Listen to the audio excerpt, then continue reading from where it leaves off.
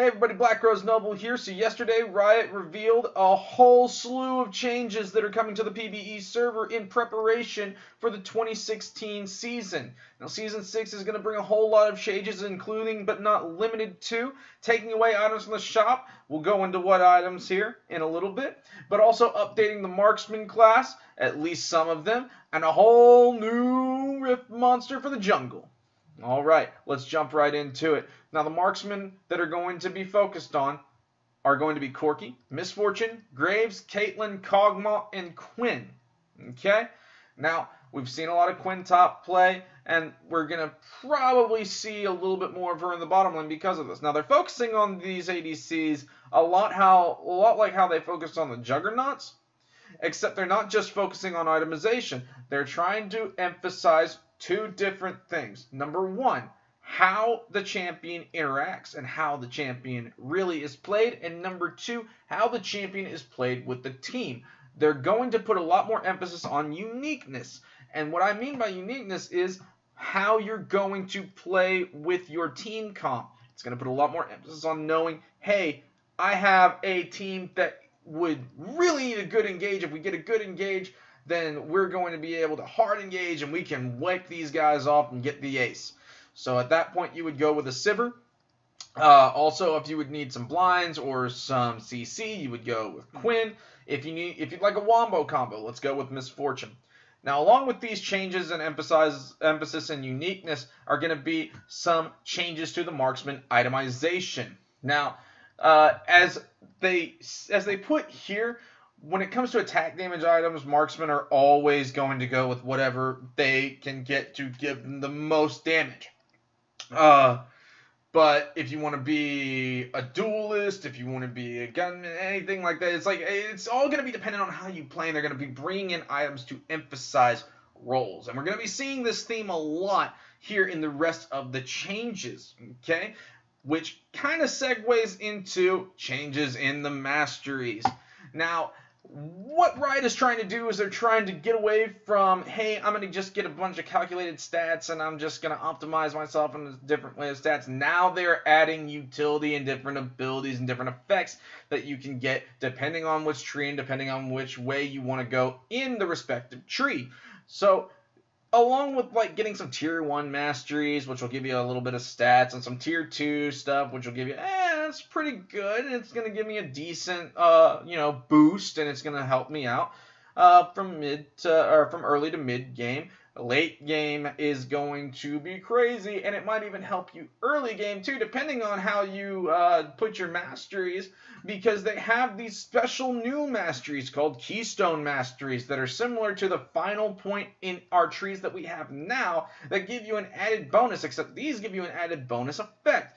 Certain things like right here, a portion of your bonus AD or AP over time will make champions bleed. These are certain things that will go in the offensive tree, but there are also other Keystone Masteries that will be in each tree. So it's going to be really exciting to see what Riot does with this. Moving on. With the roles emphasis, we're also going to see a lot of different vision emphasis. They are taking out stealth wards. They are also taking away mana potions, health potions.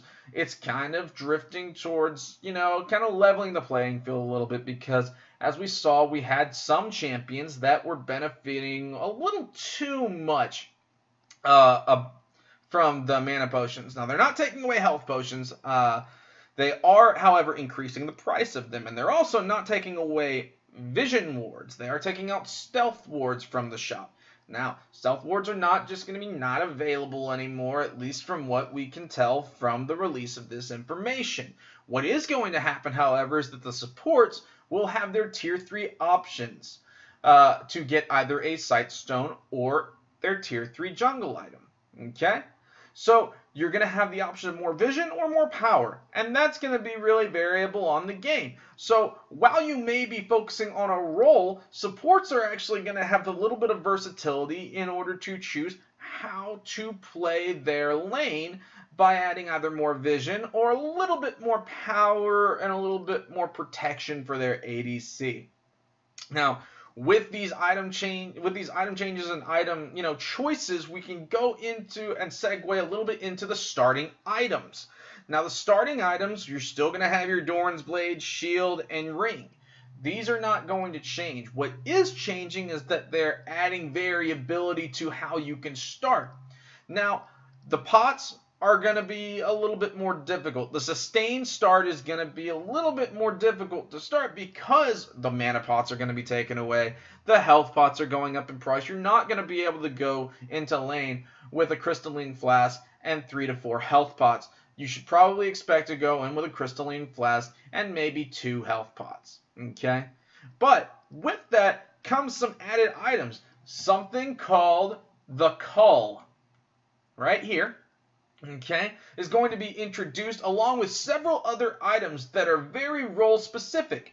Now, the Cull is more of a skirmisher's item. It's going to give you a little bit more increased offense rather than at the sacrifice of a little bit of defense. So it's going to be more offensive based than your Doran's Blade would be. Okay, so the trade-off with that, however, is that if you're really good with CS and you can stack your CS, you're going to get bonus gold for a set amount of minions killed in a row.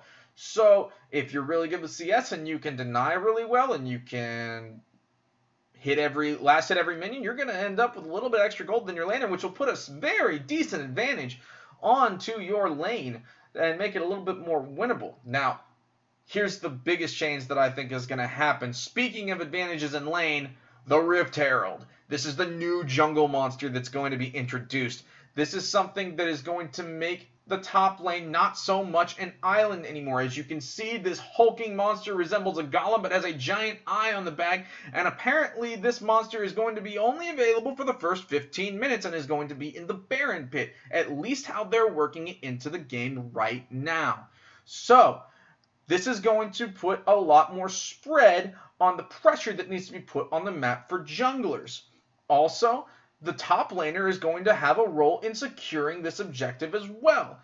Before, Baron was such a late game jungle monster that really, by the time it popped up, we were already out of the laning phase. Well, this is going to put a little bit extra pressure on our laners in the top lane. Bot lane red side has the advantage for Dragon. Top lane blue side has the advantage for the Rift Herald. Now what the Rift Herald is going to do is it's going to give you a single person buff that's going to basically put emphasis on power pushing and basically overall domination of your lane. But here's the tricky thing. We've seen a lot more Yi junglers with the introduction of Devour. And with this, it's a large monster, so it's going to give you an extra 5 stacks. And it also, with a Yi jungle, with his clear rate and everything, it's going to put a lot more pressure around the map for these junglers, too. So the junglers might be fighting to get this over the dragon for the first at least 10 to 15 minutes. But we will see how it goes. Another change that the Rift Herald is going to bring is it's going to bring... how do I put this? It's going to make the laners focus on their objectives a little bit more. So say early game, they get an early dragon. Well, guess what? That means they're far away from the map. If you know they're going dragon, then you can all focus on the Rift Herald at top while your bot lane pushes a little bit and generates some experience and gold and is able to free farm. So this is going to be a real interesting change. But as far as the update goes, that is going to wrap it up. Hey, if you want, go ahead and like the YouTube channel and go ahead and like the video. And also, I really want to hear from y'all. I want to hear what you think is going to be the biggest change for you as a player. And also, if you have pretty good insight, I'd like to know what you think the most drastic change that Riot's put in. What do you think about the itemizations? What do you think about the focus on role-specific champions? How do you feel about this? How do you feel that Riot's doing? Are they listening to the community? I want to hear about it. Let's talk about it. Hey guys, thanks so much for tuning in. Remember to subscribe. Visit the Twitch page at twitch.tv/BlackRoseNoble and also the Facebook page at www.facebook.com/BlackRoseNoble. Thanks so much for tuning in, guys. Stay tuned. We will have some more gameplay videos coming out very soon. And don't forget to tune into the Twitch on Friday at 3 p.m. to 10 p.m. and on Saturday at 3 p.m. to 10 p.m. as well. Listen, guys, thank you so much for tuning in. I hope this has been enlightening. Don't forget to comment, follow, like, all that good stuff. This is BlackRoseNoble, guys. Good luck on that rift.